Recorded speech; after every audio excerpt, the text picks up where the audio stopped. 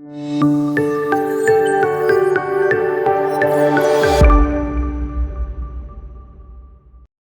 viewers, welcome to our channel.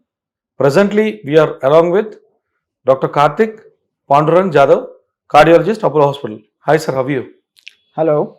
Sir, why Mediterranean diet is good for healthy heart? So Mediterranean diet is nothing but this is the diet which is being consumed around the Mediterranean Sea. Okay. So Mediterranean Sea, they have different culture, they have different things, they grow around the Mediterranean Sea.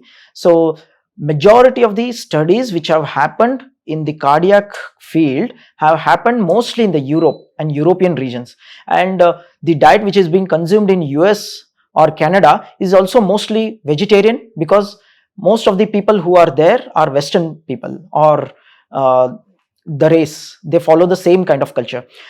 So we are now slowly coming up with Indian data too, but as we know, we have majority of the data that is concerned with the Mediterranean diet, and of course Mediterranean diet is supposed to be good, wherein they even consider that about red wine, that is at least once or twice in a week, is good for the health.